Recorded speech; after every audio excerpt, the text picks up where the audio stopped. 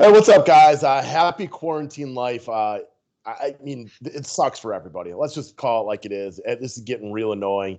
If you're stuck going to work, like I think a lot of us are jealous, although you're putting yourself at a little bit of a risk every single day. Everybody's bored. I know we're sitting here like with no money coming in, and like it just sucks. Like how are you going to pay like mortgages and bills? I know there's millions and millions of other people going through similar things. The whole situation sucks. It is what it is. I know that, but like at least we're all in it together that way. We're all in it together. It certainly is not fun. Waiting for any sign of like when stuff might get back to normal. We don't know. No one knows. Um, I I was just pretty pumped yesterday to hear like regular season NBA is more realistic than we thought. I was too, but then I'm like on the counter of that, like the Chinese basketball league was supposed to start like in mid-April. Now it's been pushed back. So like, not that it really matters, but it just shows you that I think stuff is taking longer than people around the world think. We're not going to know. I just wish the message was the same from the president and the governors and everyone was on the same page. Hopefully we get there soon. That would be nice because if you had an end date of when this would be over, it would be so much easier for people to bear. No doubt. Like if you told me that on April or let's even just say May 1st, like things are back to normal, I would say, well, the next 6 weeks are going to blow, but And I can find a way to live with it. I want to just ask you like an interesting question point because I forgot to bring it up to you and I want to hear your take. So, a lot of people are like, I don't want to say up in arms, but like upset that celebrities have gotten tested, before a lot of the mainstream public. So first things first, that's just the nature of the beast, right? That's not how the world works. And That's it's that's not, America. it's not going to be different here for this than it is anything else. But even beyond that, though, I think there's a lot of merit in those people testing simply because those people like the NBA players testing positive like is a like oh shit moment for America. Like they look at that and they're like we could get it. I think it means more when people like that get it. Like for instance, Carl Anthony Towns' mom Yep. is now you heard about that? I think that means something. It's more than just like your average person. What's your take? Well, there's that. There's also like, from my own selfish standpoint, like go test the NBA players and the baseball players. Like whatever gets entertainment back, people need it. Like you don't realize how much you need entertainment until like I'm getting Twitter messages from people being like, "Hey, I know you guys made a YouTube video and 38 people watched it, but like I was one of them, and it meant a lot for me to have something to watch. Like because you're watching Walking Dead right now. It took me 3 years to get you into it. I watched your Tiger King show because I was bored as hell. Like we all need to be entertained right now. I made the mistake last night of not drinking and going to bed early. So like I was up at like 6:30 this morning, had my coffee gone by like 7:15. I'm like, now what? What is left to do for the rest of the day? Like I read for a little bit. I did like 500 crunches. We are all so desperate for ways to be entertained. The one thing I'm praying, and I haven't even mentioned this to you off air, but I'm sure you're feeling the same way. Like, if there's a way that sports can start, even through all this, like, that's all we need. I mean, if sports starts and the Yep. quarantine or it's still like a shelter in place type of deal, that's going to be great for us. I'm praying. Yeah, I would love that, man. And like I'm going back to like September 11th, like how much like the World Series meant to like the city of New York. Oh, Now, yeah. even though I hated the Yankees and I felt like I was the only person cheering for the Diamondbacks because I'm a Yankee hater, but like that meant a lot for people of the country to like have something to watch and have something to root for and take their mind out of it. Now, me and you and everybody watching this, we're addicts of sports, so like it's a little different for us, but like for the rest of like the United States who's a casual watcher, for them to realize how much they miss it, it tells you how important being entertained and having something to root for is. And it's not just that either. Sports in our country is a big part of the economy. It's big Yeah. business. It means a lot, like you said, for the entertainment, for money. I mean, even if you start it without fans, but you get it on TV, you start generating that. You bring more fans in because they don't have stuff to do. Oh God, I just hope soon. Yeah, man. I realize the fans probably won't be there at the start. I don't care. Just play the games. Give me something to watch on TV. Give me something to talk about. Give y'all something to root for and talk about. Like, it's not even that far into this quarantine thing. And again, I'm hearing different messages depending on where you go. I'm sure a lot of people, because we don't have like you said, like a uniform message. A good friend of mine is a Wisconsin politician, so he's had to like really like dive into this just so you can kind of like be um, educated on the subject. And he's like, it's not crazy to think this could go on for 6 to 9 months. Like that is scary as hell. And then you got other people saying, like, let's open things back up in 2 weeks, which is clearly not the right answer. But, like, it's just the lack of uniform message and knowing is so tough on people. I mean, they're talking about in Ohio, like potentially not seeing like the surge, like for like another 5 weeks. Like people don't know, and I think that's the point. Like you said, you're right. It's there's just so much unknown, and the problem is we want answers so bad, but I don't think there's anyone who can give us answers. No, exactly. Nobody knows the answer, and that's where like, it's tough, right? Like my mom compared it to pregnancy. Like at least at the end of it, like if you're miserably pregnant, but you know in 2 months that baby comes out and you're happy, like at least you have an end date. Here we have no end date, so you're just miserable without knowing when it's going to be over. Mm-hmm. It's real tough, guys. So again, once again, for the people who have been like going out of their way to send direct messages to thank us for putting out some version of entertainment, we'll do whatever we can. I mean, it gives me a way to get through my day a little bit easier. For the tips that people have sent in, for people who can afford it, you guys, it's so appreciated. To lose all of your income like that and be barely eligible for any version of unemployment, like it sucks, man. And I know like we are so far from being alone in this situation. Like we've talked about like the restaurant workers and stuff like that and people who live on tips who just have no way to pay their bills right now. Like that's the only solace is knowing like when it sucks for you, it sucks for millions of people right now. And at least we're in this together. The ripple down effect is real. That's all I can say. Yeah, and if you are in a fortunate position where everything's going okay for you still, we've talked about that before, support your local businesses if you can, because there's a lot of people going through a lot of suffering right now, to say the least. Mm-hmm. All right, so let's talk about a little bit of a happier subject. Let's pretend baseball is going to go off without a hitch this year.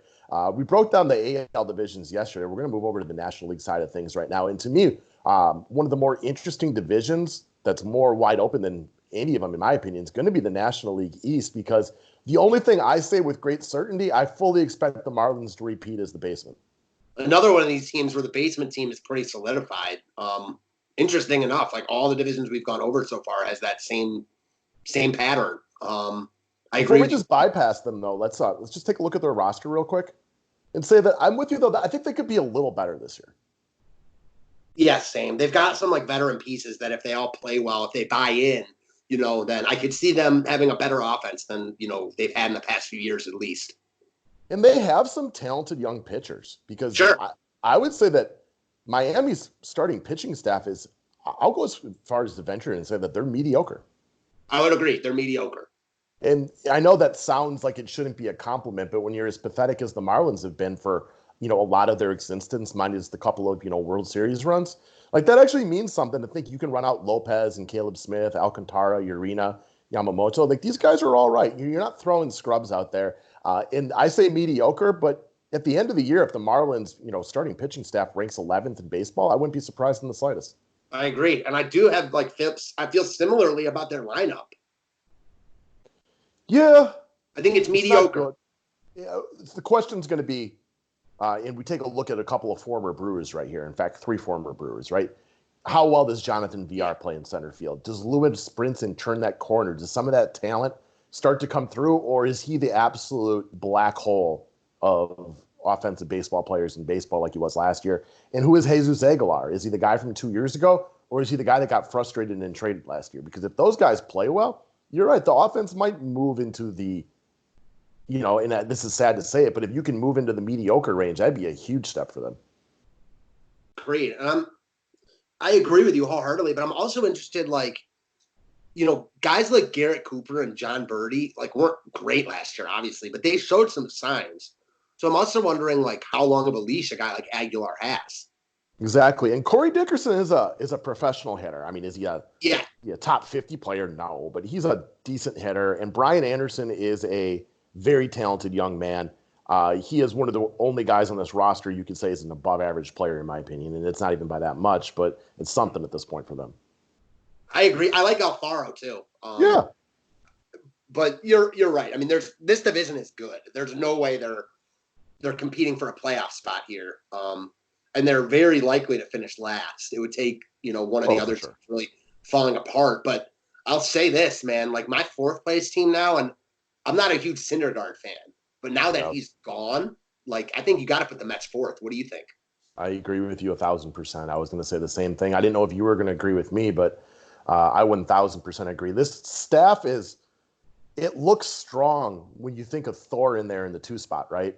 And now you start to look and you're like, DeGrom is obviously the best, if not the best, one of the best pitchers in baseball. Stroman's solid. Porcello has his moments. Matz has been up and down. Waka has his moments. But when you take Thor out of there, what's supposed to be their strong suit just isn't anymore.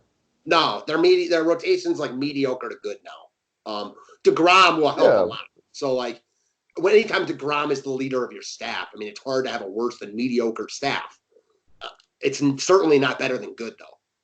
Right, and the bullpen is decent. Bullpen's fine. I mean, Diaz, Betances, Familia. I mean, I'd say their bullpen's above average, depending on when Betances comes back, I guess, too. Exactly what I was going to say. Okay.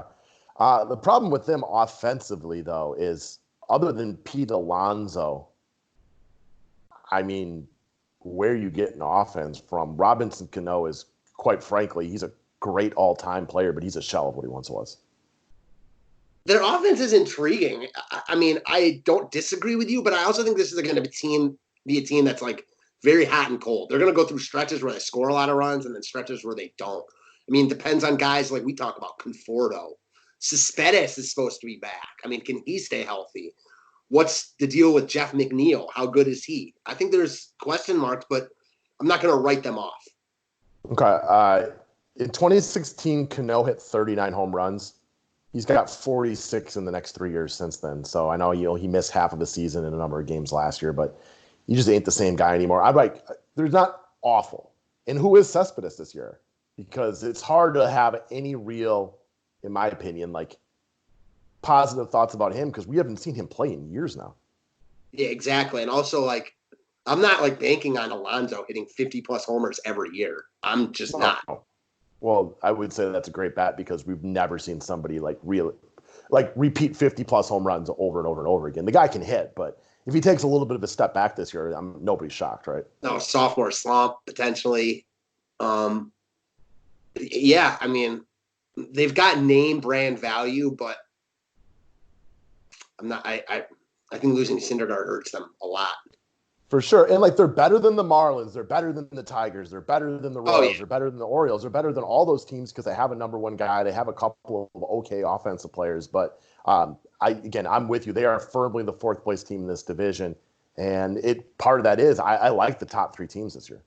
They also lost Wheeler too. So now they no longer have Wheeler and Thor from last year. And I'm not a huge Thor fan by any means. I'm not a Thor fan at all, but he still eats in it. I mean, I'm not a Thor fan as like a number 1 pitcher. You tell me Syndergaard's like your number 3, I'll take that all day. Right, and you're not even a Wheeler fan. I'm more the Wheeler fan than you are, but those guys are both pretty decent players that, yes, they're not as good as DeGrom, but they're both solid guys. And with Syndergaard out for the year, that being announced this morning, like he has not been everything that you've wanted. But his ERA last year in a bad season was, a shade over 4. It's been pretty good his first few years, so it is a big loss. For sure. All right, so then my question for you, like gun to head, if you had to rank the Braves, Nationals, Phillies, how do you see it finishing? I spent a lot of time this morning kind of coming up with how I thought this division was going to go, and I'll admit these top 3 teams are close. I see it Braves, Phillies, Nationals personally, but I think they're all within 10 games of each other. I do too. I don't think the Braves repeat. I actually think the Phillies win the division this year. Okay. So I have the Phillies in second. You have them in first place. Let's go take a look at their roster real quick and tell me why you think the number 1 reason you think that they're better this year. So last year was obviously a very tough year for them. Bryce Harper, I think, kind of took away more than he brought in just because there was so much hype surrounding that. You don't think that you know it because it's true. Yeah, exactly. However, I'm not a Bryce hater like you are. I'm not saying that he's some all-time great, but I think ultimately, at some point he's going to put it together and he's going to help this team win. So you've got a healthy McCutchen. I love the addition of Didi. I'm a huge Didi guy. I think he just brings I just like the cut of his jib. He brings that winning culture, whatever you want to call it, with him. I'm expecting a bounce back here from Rhys Hoskins. Again, their lineup is solid. It's really good. And I like their pitching staff too. I'm a Nola fan. I think he's a solid number 1. He's not an ace, but he's a solid number 1 in my opinion. Wheeler, he's an ace. He's an ace. I don't think so. Okay. I I mean, when I think of like ace, I think of like top 5-10 starters, and I don't think of him. Okay, but he's probably, you would at least say, like in the 10 to 15 range then. Maybe. I mean, when he's at his best, I don't think he's better than like James Paxton. I mean, the big difference between him and Paxton is he actually pitches. I mean, I don't know. He just doesn't have like ace numbers in my mind. He had a rough start to the year last year and definitely bounced back in the second half of the season. He was tremendous in 2018. Like, I mean, really, really good. And he was solid, especially in the second half of 2017. So, we're talking semantics right here. I love the fact that he's always healthy. I think that's a big thing for him. 27, 33, and 34 starts the last 3 years. 26 years old, entering the prime of his career. I think what we're only really arguing on right here is how you define the word is. For sure. Okay. You brought up Bryce Harper. I am the Bryce Harper hater. But again, I hate on Bryce Harper the way you hate on Thor. I think he is way too much hype. He is not nearly as good as people want him to be or people thought he should be. But he's still a good baseball player. He's just not Mike Trout level. He is in that, as far as offensive players in baseball go, in that kind of like 15 to 30 range somewhere. He's just not top 1 or 2 like some people want him to be. I think Bryce Harper is a better hitter than Nola is pitcher. You think Harper's a better hitter than Nola is pitcher? I think Nola's like a 15 to 20 pitcher, and I think Harper's like a 10 to 15 player. All right. Well, we'll agree to disagree on that one. We're not really that far off. No. I just think it's, if I were starting a team today, I'd rather have Harper over Nola.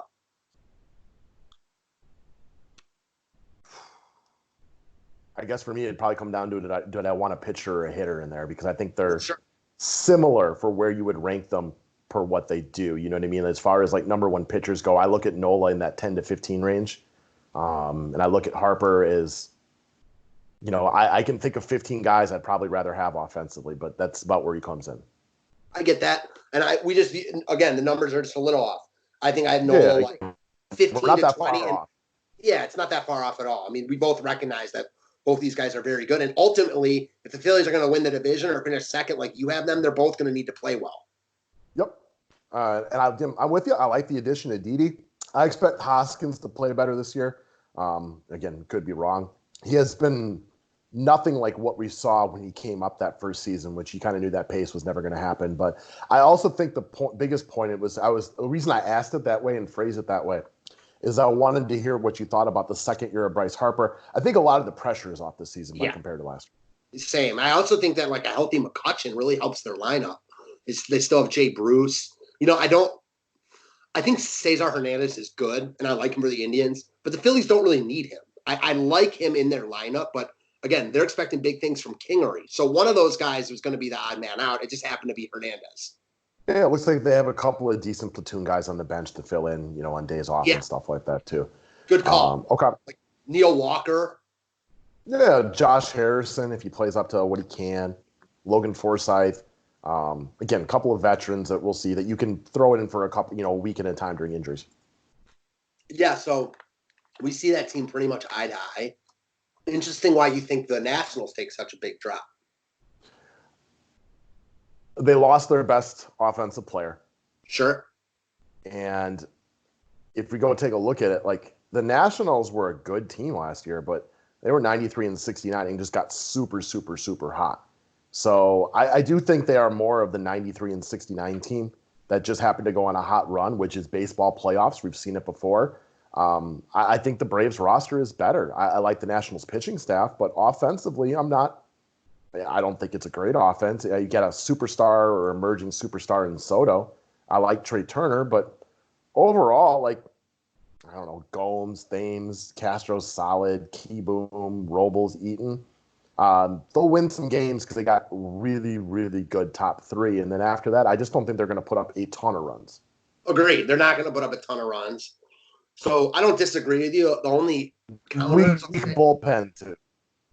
Agreed. So that's a big problem for me. If they had a good bullpen, I'd even have them higher. So I don't disagree with what you said about them last year. However, I'll say that they were not great at the beginning of the year and then really turned it on as the year progressed. Got better as the year went on, finished the year hot, obviously carried it into the playoffs, got hot at the right time.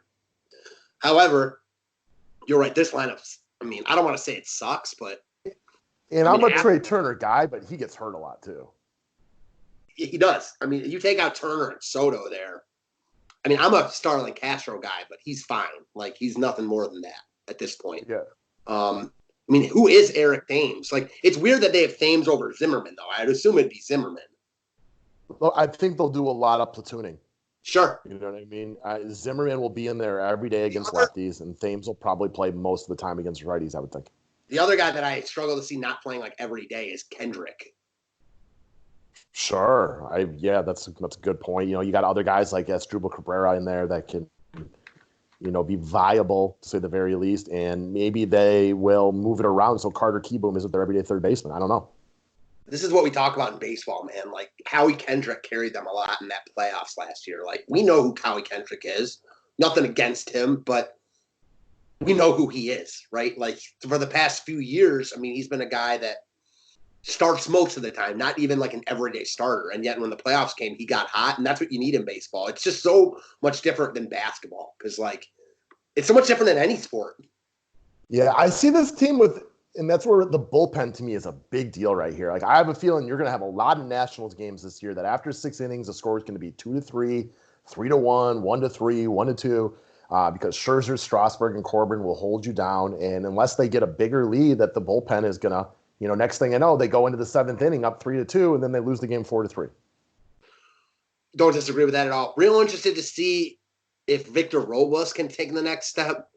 And I'm also interested to see, you know, much has been made about Soto's ability to see the strike zone, and he's amazing at it. I think that he gets pitched around a lot next year. So, yeah, man, you don't have that radon protection. I'm wondering if he can keep that same patience because it's a lot harder when you're getting pitched around all the time. When you're the marked man, it puts you in a way different position when you don't have that protection behind you. And if Trey Turner, who has an injury history, is out of this lineup and he's not creating havoc on the base pass, like, they get really weak. You just pitch around Juan Soto, and none of the rest of this lineup scares you. I couldn't agree more. So, go ahead. I was going to say, man, you're right. Like, the rest of that lineup, I mean, it's filler pieces. It's not that exciting. You know, I'm a Brewers guy, so I've watched a lot of Eric Thames. There are weeks where he gets hot and he will carry you, and he's got a lot of pop in his bat. There's also weeks where his swing gets very long, and he is nothing but a black hole of strikeouts. Yeah, I mean, I wouldn't count on him to be our first baseman, you know, consistently throughout the year. But like you said, in a platoon, yeah, I mean, now all of a sudden, you know, the Nationals won it last year, but now they've lost Harper and Rendon. It's some way that's going to take a hit on them. But I will say a point that you made that I didn't reiterate enough. That top 3 is the best in baseball, so that will carry them to some wins. Yeah, I can't argue again them being the best top 3 because you know how about a Big Mac Scherzer fan I am. I do think there's some comparable ones, especially if Carrasco pitches well. I can't argue them being the top 3 because Scherzer's as good as they come. Strasburg had a great year last year, and Patrick Corbin's really good. Yeah, I mean, Corbin doesn't belong in the Strasburg-Scherzer group, but there is no team that has 3 like aces like Strasburg or Scherzer. So, yeah, we see that very similarly. Well, look up Patrick Corbin for a second. He's got to be the best number 3 in baseball. I mean, yeah, I mean, he's good, especially the last 2 years. I was going to say, I don't know how much better Strasburg is than him, but I look at those guys as, you know, Strasburg's been a little more up and down. I think the expectations, like, I think Strasburg's a little better, but also he doesn't come off as better sometimes because the expectations for him are so high, whereas you were never expecting Corbin to be as good as he's been the last 2 years. I like the way you put that. I want to ask you, because this is another good way to put it. Do you think Strasburg is closer to Corbin or closer to Scherzer? Corbin. Okay. I figured you were going to say that. Yeah, that one's not even tough for me personally. Okay. Strasburg's a good pitcher, but, I mean, he came out of college with, like, hype of this is the next, you know, Roger Clemens, Bob Gibson type of guy. And, again, he's coming off of, you know, a nice year. He was obviously really good in 2017. But overall, he's good. He's a very good pitcher. But, I mean, he's only been in the top 3 for the Cy Young voting once, right? This guy he's never really sniffed winning a Cy Young or anything like that. His ERA is regularly above 3. It's not like these Clayton Kershaw numbers where you see him down in the 2s over and over and over again. Good, not great. I have him ahead of Nola, but we can agree to disagree there. Ooh, I would definitely take Nola ahead of him. Okay. I know who Strasburg is at this point. He's 30 years old. I don't think he's getting better. I think Aaron Nola has got a higher ceiling at this point. Maybe, but like this year, I think like I'd rather have Strasburg this year. Oh, all right. I think it's close. I mean, they're on the same tier, in my opinion. Yeah, okay. I'm good with that. All right, let's move over to the Atlanta Braves, who I have in first place, and I think you said you have them second? I do. And I will say, like, I think all three of these teams have holes. Like, they're all good, but I don't think any of them are great. I mean, I look at this Braves team, and it's good. You know, they replaced Donaldson with Ozuna, which is basically a lateral move, in my opinion. It doesn't mean much. I like this team, but I don't love it. Tell me what you like so much about it.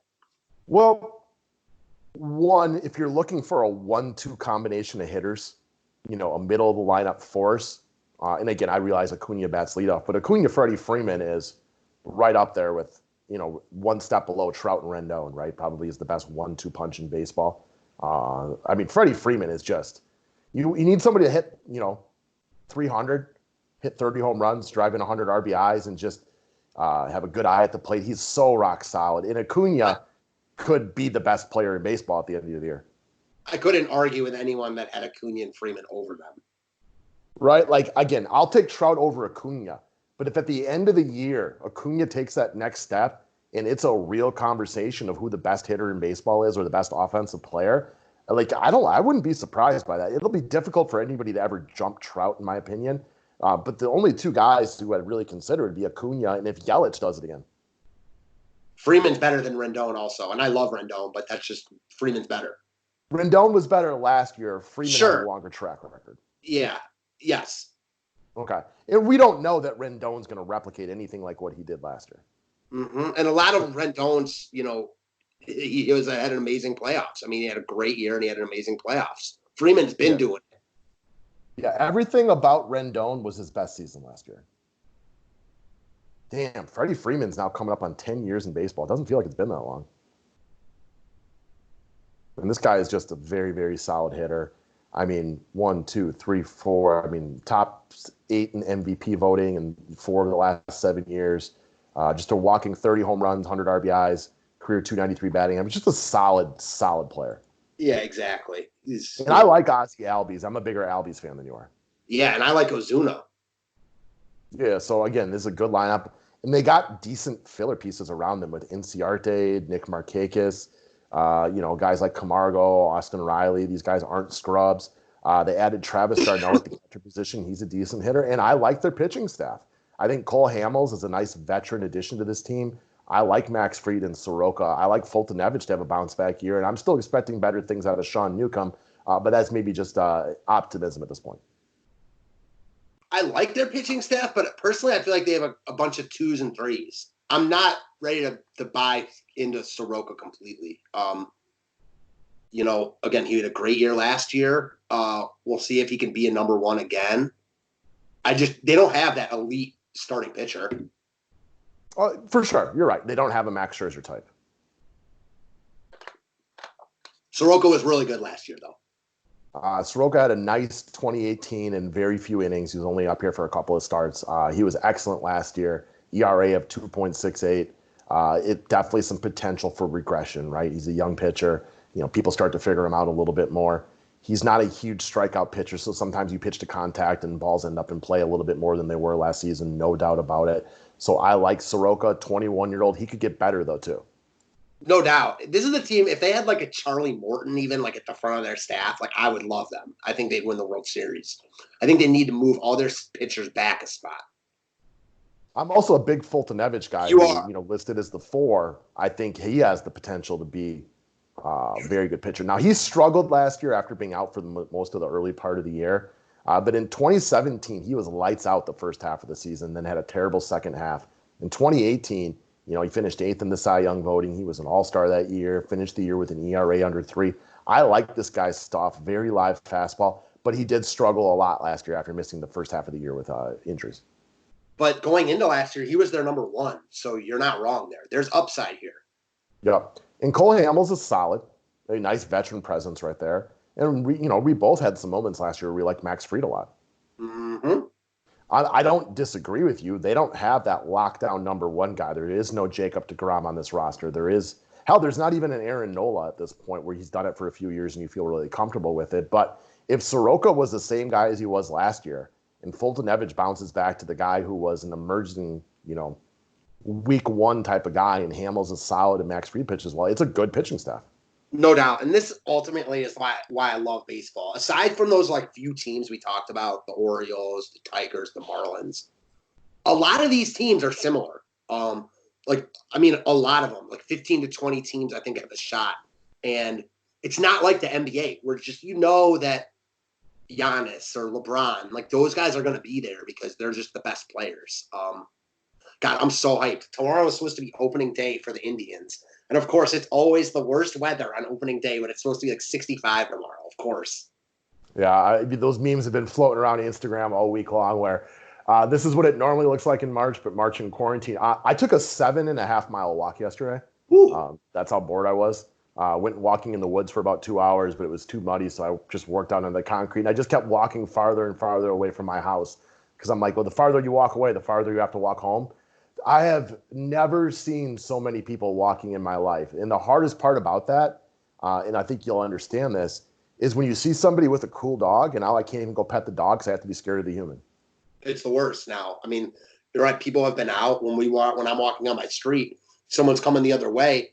One of the people crosses the street. It seems like it's so rude, but it's just what you have to do right now. It's bizarre. It is really weird. I know exactly what you're talking about. I ain't stealing your purse. Why are you walking away from me? I'm like, oh, yeah, coronavirus. A couple of days ago, that's what I thought. I got offended. And Sam was like, no. Do you know who the comedian John Mulaney is? Sure. Okay. He has this little tidbit where he talks about how he's 6 feet tall, but he's skinny and looks like he's a baby. And he's like, there's this weird thing that goes on with me right now where women view me as a threat. And he talks about he's in a subway and this woman is 20 feet ahead of him. And it's late at night, and so she starts walking faster. He goes, so I thought she heard the subway, so I started walking faster behind her. And then she starts running, so I started running because I thought the subway was going to be there. She thought I was a threat. Yeah, it's hilarious. Anyways, let's get off of baseball for a couple of seconds, and we'll kind of just end the show like this. I know a lot of people are really struggling for entertainment. They said you were watching Walking Dead right now. Obviously, you're real late to that one. We both love the show The Shield. You can catch that on Hulu. Anything else that you would throw your recommendation? I know you were big into The Tiger King. I just watched that last night and this morning to just kind of get through it for you. Any other recommendations to give people out there who are struggling?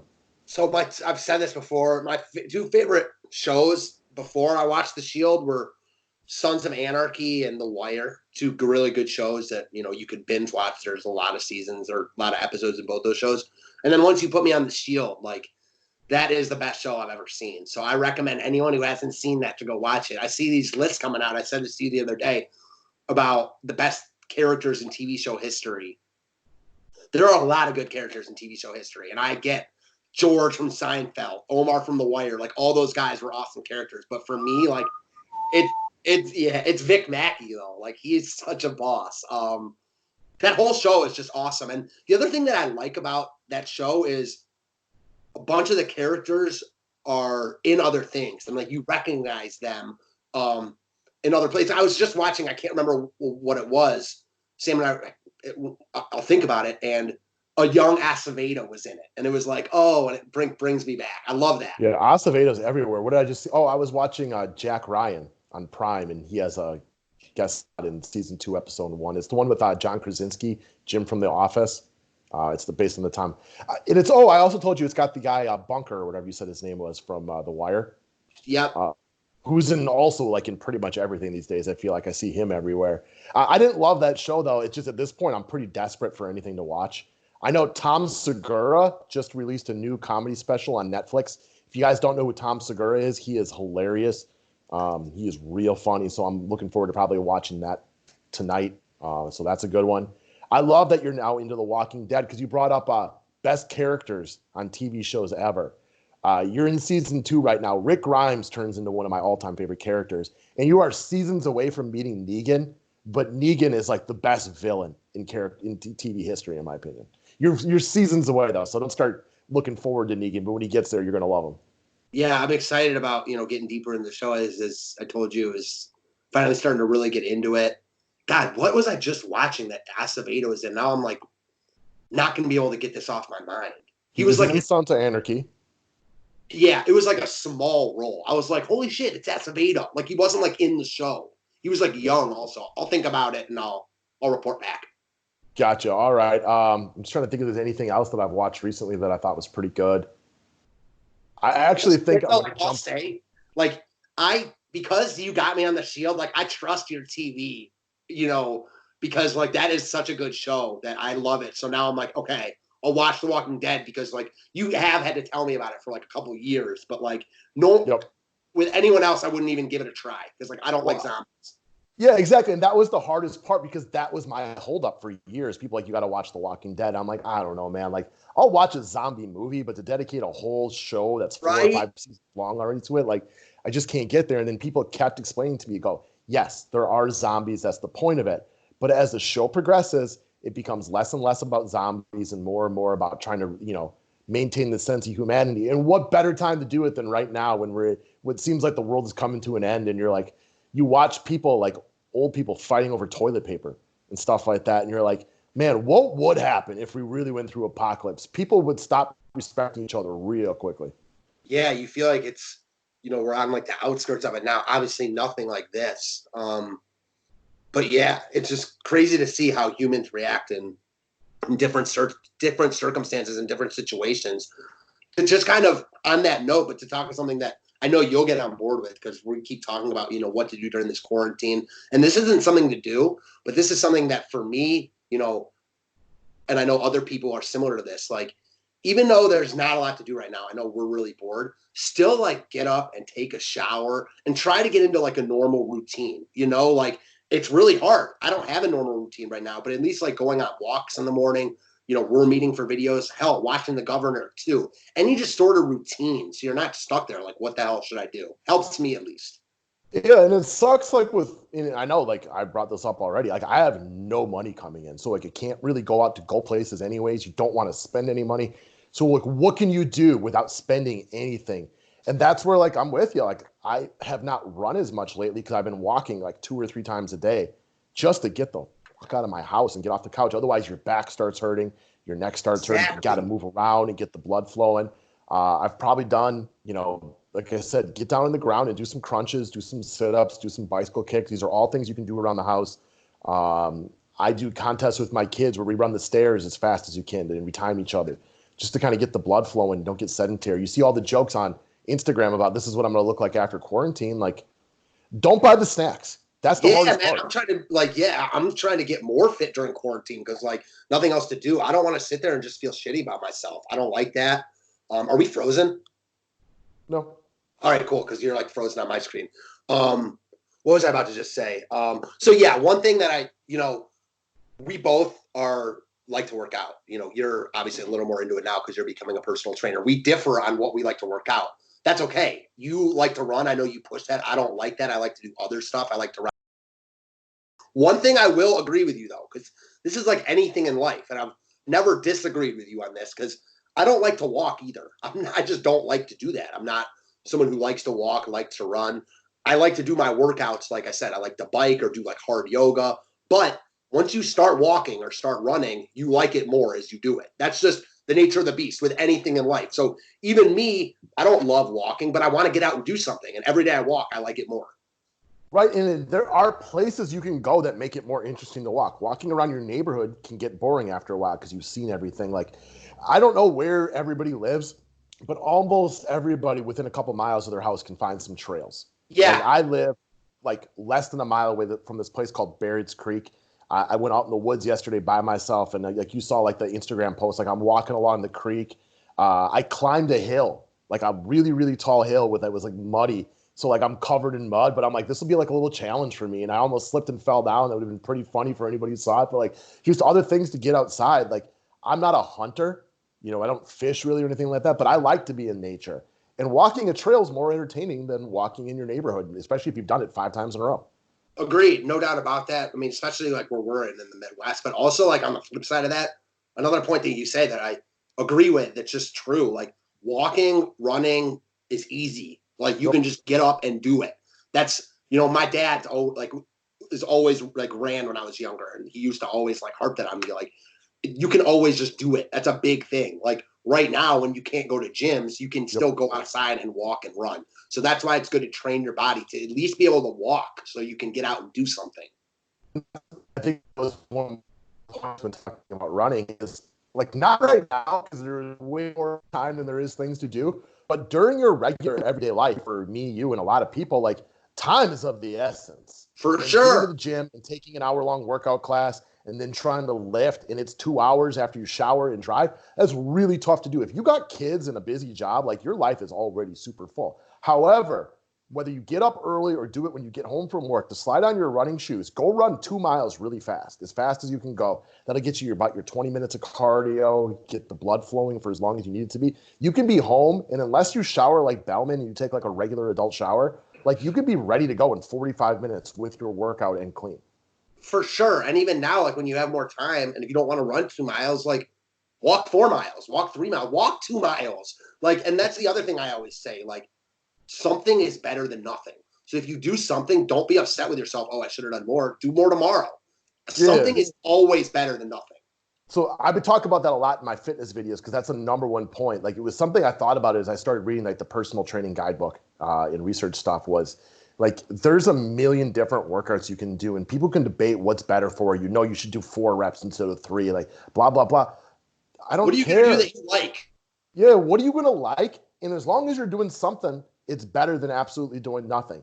Any monkey can go on the internet and look things up, right? Like because we're all capable of doing that, and you can find a lot of different great workouts out there. But if you're not doing it, then it doesn't matter. You got to get out and actually do it, and you're not going to do it if you don't at least semi-enjoy it.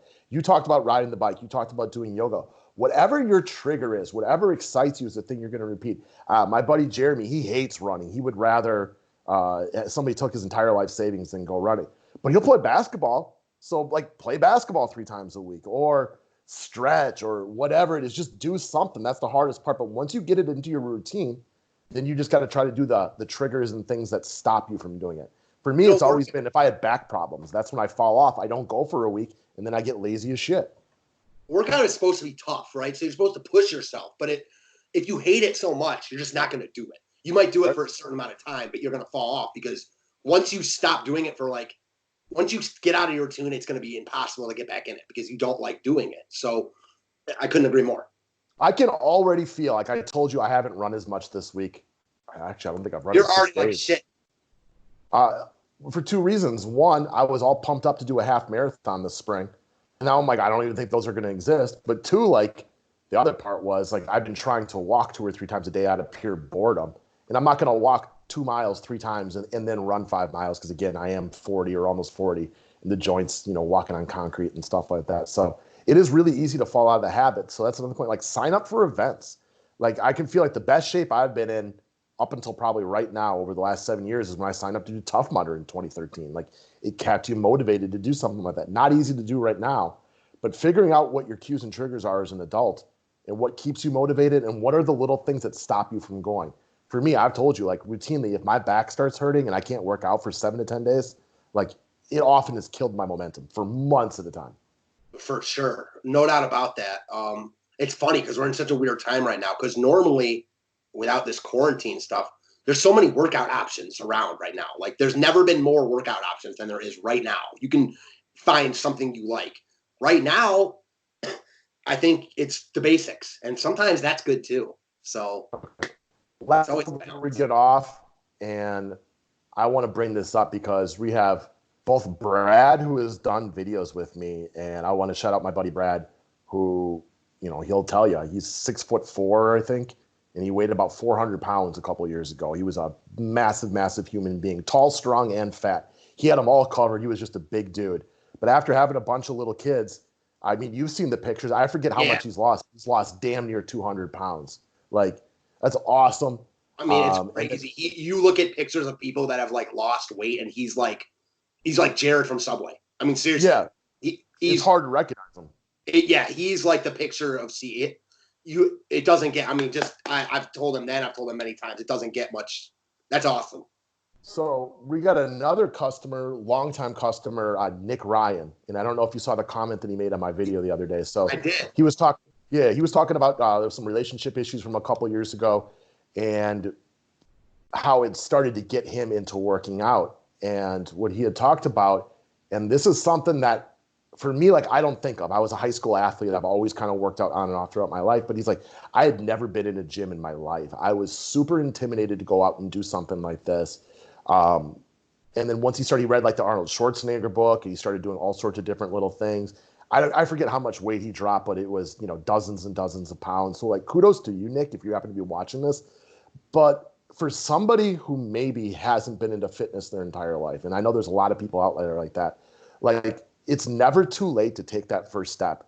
And for somebody who feels self-conscious about going to a gym because they feel like they're going to go in and with a bunch of like really strong people and they're overweight, not everybody thinks like I do, but I'm willing to venture that more people think like me than others. And when I see somebody overweight at the gym, like in my mind, I'm like, congratulations for taking the first step. I'm happy for you.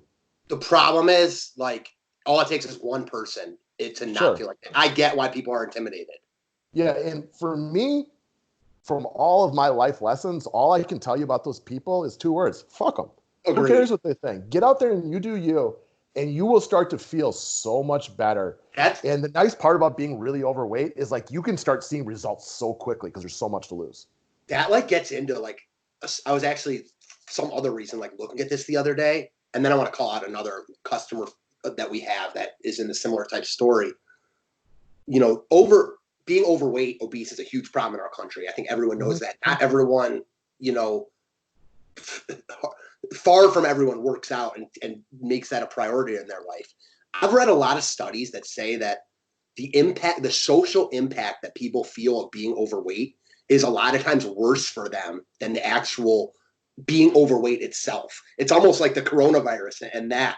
And it's just interesting because that plays a part in it. People are scared to go to the gym. They don't want to get better. They eat out of, being sorry for themselves. I'm with you, man. When I see that too, I'm proud of those people because I know it takes courage. And why are you, even if you're someone that like likes to make fun of people, which we're not, why are you going to make fun of someone who's like actually trying to get better? It doesn't even make sense to me. Before I moved over the summer, like I had to always drive by this school with a track on the way home. And about once a week on average, I saw these two very, very large men walking in the track. And every time I saw them, like, it was like the immediate thought of like, I'm so happy for these guys that they're out there, like they like just taking the first steps to getting better. Like right now they're walking, but I've seen them once a week, at least for like a month now. Like in a couple weeks, maybe they're even jogging a little bit, or maybe they're doing other things. I don't know what else they're doing, but like, again, there is, like you said, it only takes one asshole to make you feel bad. But I would bet, well, I don't have any money right now because there's nothing coming. I would venture everything I had that more people think like me and you, though, that when we see somebody who's taking those first steps, we're happy for them. I don't know you, so I can't say I'm proud of you because I don't think that word works right there. But I think it's awesome that you're taking those first. Again, if somebody says something or somebody doesn't feel that way, fuck off. Who cares about them? They obviously they're a shitty person, and it doesn't really matter what they think. They have their own problems. I just want to read, customer that we've had, Giuseppe Mastropalo. Oh, yeah. Yeah. He's like one of my very first customers from like way before you were even around. Yeah. I knew this. So I figured that I was going to spark that kind of effect when I said his name. So just like Brad, I'm going to read you like a status he posted on February 6th. Quote, I lost over 170 pounds naturally in just 1 year and improved my health. From the start, I knew my coach was a special person, and with her help, I went from an ill, depressed fellow who needed help to a healthy, happy-go-lucky fellow. Today, I am inspired to help others who are in my shoes. All right. Love that. And one more side point I'm going to bring up that kind of goes away from that. Congratulations, Giuseppe, by the way, again, one of my very first customers, so I'll always remember him. I went and visited my uncle a couple weeks ago, months ago. My sister and I drove down there, and I was telling her about how I was starting to take these personal training classes and how I've been living at the gym and everything like that. And we had a little bit of a debate on what girls look for in a guy. And she talked about how, for her, dad bod, flat stomach doesn't really matter to her. It's not a physical attraction on any side of it. It doesn't, she likes, either type. And I'm like, all right. I think some people might disagree with you. She's like, maybe, but I think a lot of people think. She goes, however, the flip side of it is, she's like, the confidence that in shape people have is hot as hell. She's like, because when you work out and you're always like out there, like, he gets the endorphins rolling, people who typically are feeling good about themselves physically develop a confidence that is, she said, sexy as shit. And you can't replace that. She's like, some guys with dad bod are just awesome people and they're super cool and fun to be around. So that's attractive too. She goes, but athletic people and people in good shape are super confident. I always worked out. Working out was always something that was part of my life, but I was never the type of guy that had like a six pack. You know what I mean? I just kept myself in shape. And the confidence that exactly what you said, I'm smiling thinking about that because yes, my success in that realm was not because I had a six pack, it's because of my confidence in feeling good about myself. Exactly. Yeah. Confidence. Man, woman, young, old, black, white, everybody finds confidence attractive. Hell, as a very, very straight man, confidence in other guys is attractive. You know what I mean? Like, it's a trait that everybody universally finds to be attractive. No doubt. And again, this is a great time. Like, you see those memes like before quarantine and after. You can take the opposite approach. Like, even just getting out and going for a short walk in the morning brings me confidence for the day. Yeah. Do you know how easy it is at this time right now? Like, maybe you can only do 7 or 8 push-ups. I saw that today. People talk about the push-up challenge. Maybe you can only do 7 or 8. I bet you within 2 weeks, if you work at it and do 100 of them a day or something like that, you can bust out 25 push-ups or something like that. Like, there are easy things you can do around your house. And I talked about, for me, I have a pair of like 10-pound dumbbells.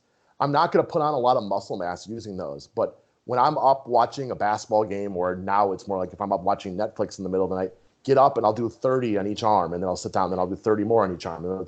It's not that is necessarily the greatest thing because it's not enough weight for me, but it gets me jacked to do more the next day because you get those endorphins coming out and you just get that the pump or whatever it is that you just start wanting to keep it going. It becomes addicting. That's how I am too. Like, I'm always trying to get better. Some parts of me are like, that's one thing I like about yoga is it's not competitive. Like, for me, like, Sam and I went on a walk like 5 days ago and it was like 1.9 miles. And I was like, no, we got to go more. So then the next day I was like, we got to go more. And then the day after I was like, we got to go more. Mm-hmm. I'm always like, I got to do more because if I can do it yesterday, and then, sometimes it's hard when you're like working out a lot and you have a bad workout and you're like, shit, like, I had a better workout yesterday, but it's not about that. Like, it's about the fact that we talked about earlier. You did something's better than nothing. It's hard when you're in there to like have that mindset, but that's the mindset you got to have. All right, and I'll end with this because I know you and probably half the people listening to this can relate. I've worked out, I've not worked out. I've worked out, I've not worked out. It's that yo-yo effect. Whoever needs to hear it today, just fucking get up and do it. Again, as somebody who has been good for 6 months, bad for a year, good for a year, bad for 3 months, and has gone through it a million times, like, when you're into it, like, doing even like a little bit of a workout's no big deal. And when you miss a day, you hate it. When you haven't worked out in 3 or 4 months, like, just going to do something is so freaking difficult that whoever needs, if there's anybody still watching this at this point anyways, but like, right, whoever needs to hear it, just fucking go do it. All right. Like, that's all you need to start. Once you do it once, every single one after that becomes easier. There was this like Nike ad I used to look at like every morning, and it's all it said was, yesterday I said tomorrow. And it's so true. Like, yesterday I said tomorrow I was going to do it. Like, I'm not going to say tomorrow again today, So yeah, agreed. All right. I got to go get my kids. Y'all have a great day. And thanks for listening for anybody who might still be here. Thanks, guys.